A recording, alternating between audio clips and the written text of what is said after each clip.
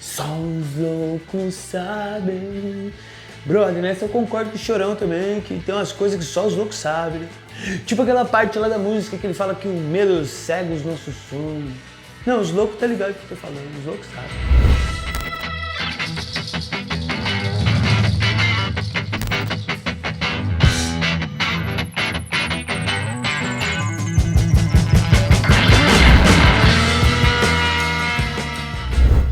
E aí, seus malucos, beleza? Eu sou o sobrinho do filósofo, sou professor, sou artista, sou maluco e hoje eu não tô bebendo. Hoje não, que o assunto é maluco demais, meu brother, maluco demais. E por falar em maluquice, brother, lembrei de uma loucura que acontecia aqui no sítio, eu não sei se acontecia por aí também, entendeu? Que era quando a família se reunia, porque antigamente a gente não tinha tanta tecnologia, a gente tinha que passar pela barra de conversar com as pessoas. E tinha muitas vezes que aqui no sítio se juntava pra ficar contando aquelas histórias de terror, meu brother. Ah não, eu morri de medo, morri de medo. Meu tio falava do corpo seco, eu morria de medo. A minha tia falava do lobisomem, eu morria de medo. Mas tem um que eu nunca tive medo, que foi o chupa-cabra. Eu nem sou uma cabra, né, brother? Ó que loucura. Mas me conta, do que você tem medo, meu brother? É muito normal ter medo, afinal o medo é uma defesa do nosso corpo, né? Você se depara com uma situação que te dá medo, o medo te prepara pra lutar ou fugir. É luta ou fuga, ou vai ou racha. O coração acelera, a pupila dilata, você respira mais rápido para o seu músculo ter mais oxigenação. O medo ele pode ser um amigo ou também pode ser um inimigo, meu brother. A partir do momento em que ele gera em você aqueles transtornos de medo, sabe? Tipo ansiedade, depressão, síndrome do pânico. Existem medos, meu brother, dos mais diversos. É medo de altura, medo de aranha, medo de falar em público. Ou o medo da exposição, que faz a gente criar personagens. Assim como eu tô fazendo agora. Mas eu vou ficar com o chapéu, que eu acho que fica mais bonito.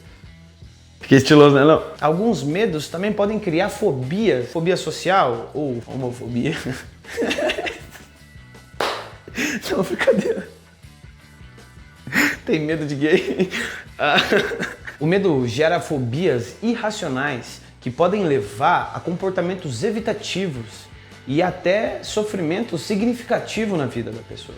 Experiências negativas de criança ou traumas de adulto podem gerar medo. Fatores psicológicos, sociais, ambientais também podem gerar medo. E também podem gerar transtornos de medo, que é muito pior. Mas e se eu contar pra você que o medo, muito mais do que um sentimento, uma emoção, ele pode ser um instrumento de controle e de influência ao consumo? Ó, que loucura! Mas antes da gente começar, primeiro eu vou trocar meu aparato. Ó! A terceira nota da Sinfonia da Ilusão é uma nota sombria, aquela que quando toca arrepia a pele, faz a gente ficar ansioso, faz a gente se prender espontaneamente. A terceira nota da Sinfonia da Ilusão é o medo. A consequência do medo é a servidão voluntária. Mas o medo é tão amplo e abrangente que eu não consigo trazer para você aqui, em um vídeo só, uma discussão tão profunda sobre o medo. Por isso que eu vou focar em apenas duas coisas. A primeira, a indústria do medo, e segundo, como o medo impede a gente de ter a realização pessoal. Para os negócios, é muito bom que exista uma população com medo, amedrontada, presa, em estado de alerta. É por isso que o medo é construído em diversas instituições de diversas formas. E hoje a gente vai dar uma pincelada sobre isso. O medo é uma excelente indústria, porque as pessoas com medo vão consumir produtos para dar segurança a ela, como por exemplo, câmeras, armas, cercas, a compra de seguros. A indústria do medo influencia diversas áreas e setores da indústria, como por exemplo a automobilística, quando você decide comprar blindagem para o seu carro. E também no setor mobiliário, quando uma casa é mais barata por estar num bairro violento. Igrejas trabalham o medo da punição divina. O Estado trabalha o medo da insegurança. E os jornais sensacionalistas, principalmente, trabalham o principal personagem da indústria do medo, que é o criminoso. Mas qual o criminoso? Na maioria das vezes, o criminoso que é abordado nesses jornais são os criminosos da periferia e não os do colarinho branco. E esse criminoso, para essa indústria, é o funcionário perfeito. Primeiro, que ninguém vai lá pedir para ele trabalhar nisso. Ele vai trabalhar por conta de N fatores, diversos fatores. Então você não precisa pagar um contrato, não precisa pagar direitos, você não precisa pagar um salário. Ele trabalha por conta própria, por conta das suas condições, sejam mentais, físicas, sociais. Isso não é a discussão agora. E a partir do momento que a gente investe na indústria do medo para acabar com esse criminoso, que é o funcionário perfeito, digamos assim, o funcionário morre.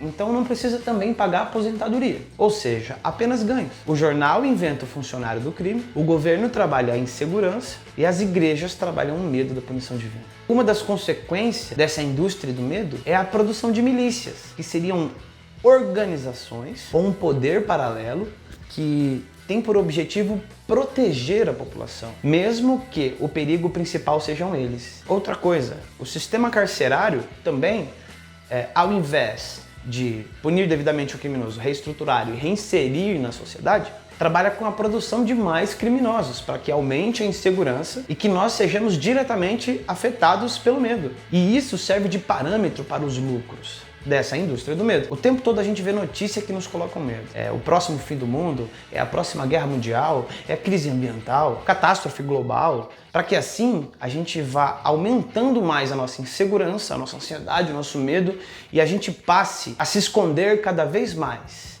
atrás da grade do seu emprego para a grade da sua casa, se escondendo cada vez mais atrás dos muros. A gente simplesmente se desloca de gaiola em gaiola por medo. E pior, com a falsa sensação de liberdade. Morrendo de medo de ir pra rua, ocupar os espaços públicos que são por direitos nossos. E adivinha só, quanto mais a gente fica em casa, menos a gente vive a pluralidade da vida, a diversidade da vida. Menos a gente aprende, menos a gente tem experiência e menos a gente faz relações sociais. Quanto mais você tem medo e insegurança, mais você consome produtos para a saúde e segurança. Quanto mais medrosos e trancafiados nós estamos, menos saímos das grades do conforto ou das grades do telefone.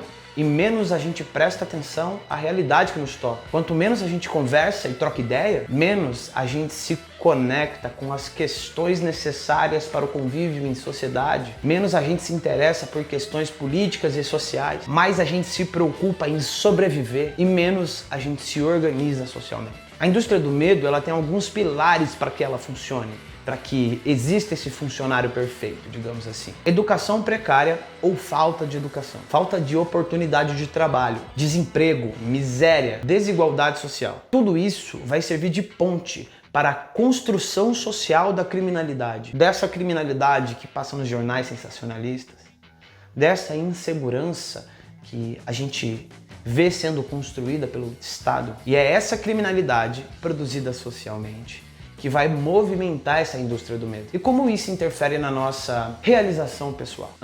Bom, vamos lá. Para explicar isso, eu vou utilizar uma teoria de um psicólogo norte-americano chamado Abraham H. Maslow, não sei como fala, mas é isso aí que está aparecendo na tela em algum lugar. A pirâmide de Maslow, ou a hierarquia das necessidades, é uma teoria que fala sobre as necessidades do ser humano de forma hierárquica para conseguir alcançar a liberdade ou a realização plena. Os seres humanos vivem com o objetivo de satisfazer as suas necessidades, para que com isso ele conquiste o objetivo de ter uma realização plena, profissional ou pessoal. O esquema descrito na pirâmide de Maslow é o seguinte: trata justamente da hierarquização dessas necessidades ao longo da vida do ser humano. Elas podem ocorrer paralelamente ou de forma separada. A primeira, que está na base da pirâmide, a necessidade primária, é necessidade fisiológica. A fome, a sede, a respiração, a excreção, essas coisas básicas e fisiológicas. O segundo nível da hierarquia é o nível de segurança. Esses são os meios para que as pessoas se sintam mais seguras,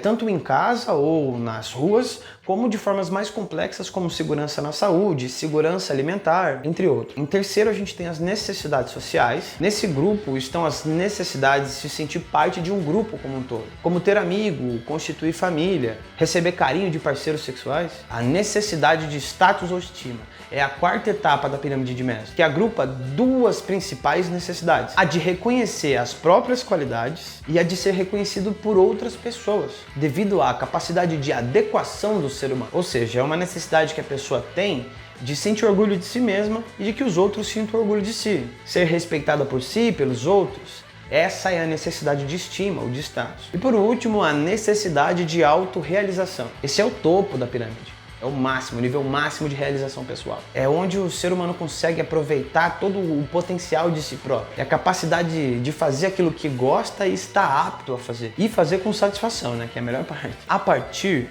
dessa observação do Maslow, você vê dentro da hierarquia das necessidades que a segurança é uma das necessidades que a gente precisa para ter a autorrealização plena. E se a gente não tem a segurança, a gente não tem a autorrealização plena. Porque se você estiver inseguro, é muito difícil você estar pleno consigo mesmo. E uma pessoa instável, ela bebe, ela fuma, ela come, ela blinda o carro, ela mora em bairros seguros, ela consome. É por isso que o medo é tão presente nas nossas vidas. Porque para quem ganha com isso, é ótimo que a gente esteja com medo. Ansioso, depressivo. O medo com certeza é o meu maior medo. Anota que essa vai cair no vestibular. O medo com certeza é meu maior medo. Você já parou para pensar que muitos hoje nem saem mais de casa pra rua, pra dar um rolê, pra se divertir com os amigos por medo? Mas medo do quê? Eu acho que agora então é a hora da gente começar a tomar as ruas sem medo, com bastante festança e felicidade. Sem exagero, sem medo, com muita música. Começar de fato a se importar com a vida, com os amores, com o outro, com si mesmo. Para que todo mundo possa ser livre, sabe? Sem estar preso às correntes do medo, sem precisar correr diariamente pela sobrevivência. Mas infelizmente esse trabalho é a longo prazo. Se você tiver paciência e tiver afim de ver um trabalho pela liberdade ser construído, chega mais pro Tribuna da Rua, meu parça. Vem fazer parte do Tribuna da Rua, meu chapa. Aqui a gente está construindo uma comunidade que busca por liberdade, conhecimento e voz ativa. Você gostou do meu vídeo, meu parça? Então se inscreve, deixa o seu joia, o seu comentário, compartilha com seus amigos, pega na minha balança, faz o V.